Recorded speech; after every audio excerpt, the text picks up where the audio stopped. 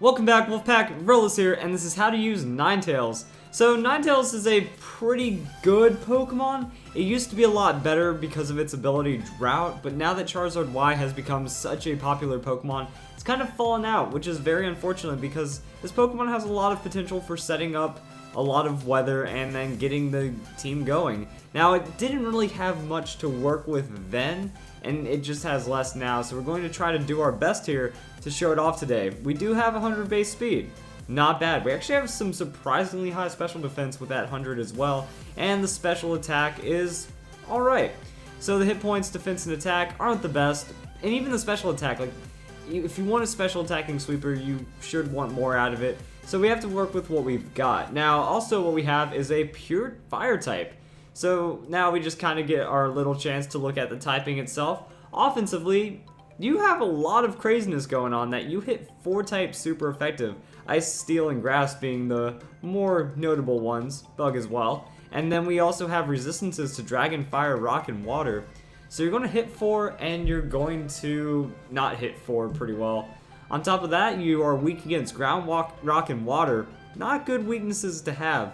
However, Pure Fire resists Bug, Steel, Fire, Grass, Ice, and Fairy. So I mean, 3 weaknesses, 6 resistances, 4 and 4 on the offensive. That's pretty crazy. Now, unfortunately, Ground, Rock, and Water are very common, and you do get that little edge against Fairy type defensively. So it's a high risk, high reward typing for sure. Now let's go over into Pokemon Showdown and show how this Pokemon likes to go down. I don't think I nailed it right there. But anyway, we have Heat Rock. So Heat Rock is a good item on Ninetales because of that Drought ability that makes Drought last for 8 turns. So this actually makes it to where you can set up Drought in singles or doubles and then go with it from there. Now, because of its low special attack, I prefer to run it as a tanky Pokemon. Now with that huge special defense, you can kind of get the most out of your hit points, get the defense up there as well, and really become a very good threat that you can try to go for as many hit points as possible and then balance around your stats and make it to where you're going to have really strong special defense with that calm nature, and even then your defense is going to be solid, your hit points are going to be workable. So you use your sunny day to try to get your doubles partner going however you may do that, because there's a lot of good ways to support Ninetales. You have Solar Power and you have Chlorophyll. I believe there's a couple other things that are really awesome because Drought does make Solar Beam hit 1 turn, and it also makes it to where Fire type moves get a 50% boost, and Water type moves do 50% less. So you're supporting your team really well by just having that Drought out there, and if you can keep up with being a support, I feel Ninetales can get a lot of use. That you have Will-O-Wisp and Confuse Ray. While you're not going to be incredibly fast, you know, you have your opponent, you have your ally try to knock out one or both of your opponents, and then you go for that Confused Ray and Will-O-Wisp support, and you should be good to go.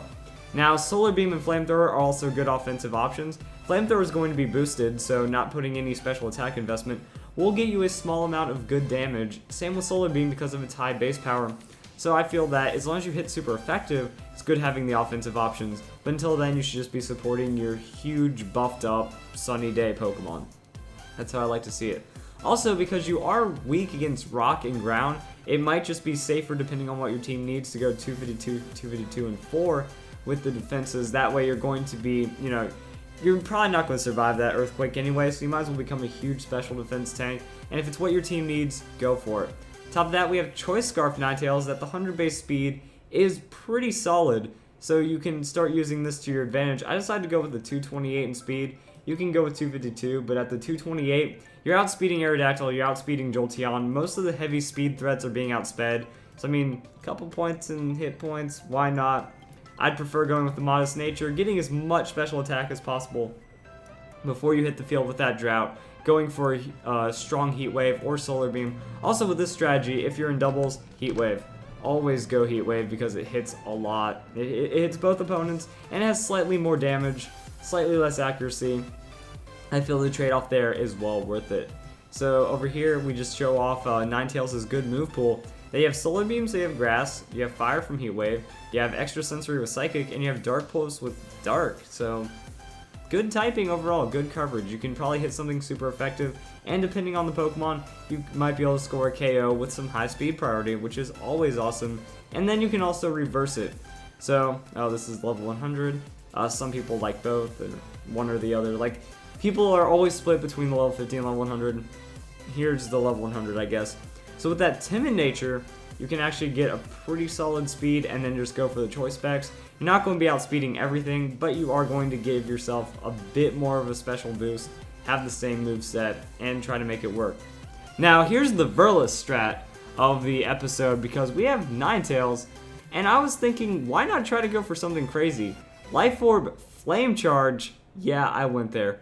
So I decided to go with that timid nature, taking all the risks right now, giving it some hit point investment. That way you should be a little better off to survive at least one hit. And then you go for that Flame Charge, that you're going to kind of try to get to your speed at that 149. So with that speed nature, 120 AEVs, you're going to be able to outspeed Aerodactyl and Jolteon after one boost again. The idea is you use Flame Charge, you get that speed boost, and now you have Life Orb at your disposal to kind of boost up your okay special attack, and then keep access to all this coverage without being locked into a choice item. That Solar Beam's still going to hit hard, Heat Wave's going to hit hard, and Extra Sensory is going to pick up good coverage, and you can make Ninetales usable like this in singles, and I say it could be okay in doubles. It's really hard because you're trying not to get hit, but at the same time, there's also a couple other ways you can run Ninetales.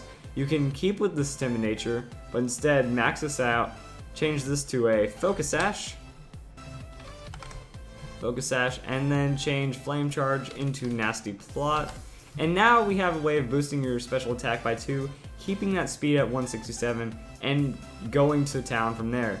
Now Ninetales with this strat ability has several options, so choose what your team needs, look into it for doubles and singles, try to find a Pokemon that works, because that Chlorophyll or that Solar Power will give you a lot of extra support and damage, and it makes it to where, you know, your Mega doesn't have to be Charizard Y. You can find another Mega to support it, and the Drought happens instantly instead of having to Mega Evolve and getting only 5 turns out of it instead of the 8 from the King's Rock. So I think Ninetales can be rather playable depending on the team you want, or if you just want to make this old school Pokemon awesome again, you can make it work. So I hope you guys enjoyed this video. That's how you use Ninetales.